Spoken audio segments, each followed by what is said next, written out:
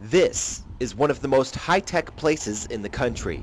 Software developers, researchers, and engineers are choosing to set up shop in central Illinois instead of technology hubs like Seattle, Atlanta, and Silicon Valley.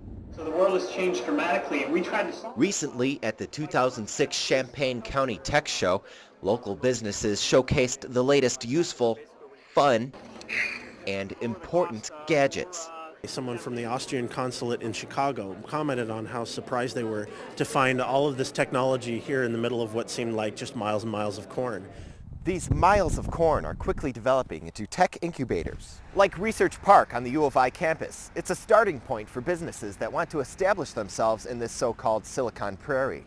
But really what we're doing is we're breaking down a lot of barriers. We're providing physical infrastructure, business support, financial support. Their mission is to keep high-tech talent in central Illinois. We've had some very bright people graduate from here, leave from here, and literally become billionaires someplace else. Case in point, YouTube. The highly successful video sharing website was created by a pair of former U of I students who left and went to California. It was bought by Google last week for more than $1.6 billion. The university wants the next big company to be based in Champaign, but first they have to recruit skilled business leaders. And then we have to get them to move to Champaign. And it's always hard to get a talented, successful person to move. But it's hard to, just go out in the middle of nowhere in people's minds. It's like, Champaign, where's that? At one point, there were 130 people on the project.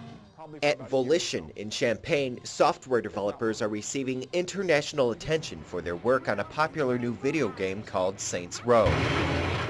Vice President Dan Cermak says staffing is a problem, but they consider their location an advantage. The publisher isn't right up the street and isn't sitting on your shoulder every 5 seconds. They are a big fish in a small pond. With a population of less than 200,000, Champaign County simply doesn't have a big enough pool of talent to dominate this industry.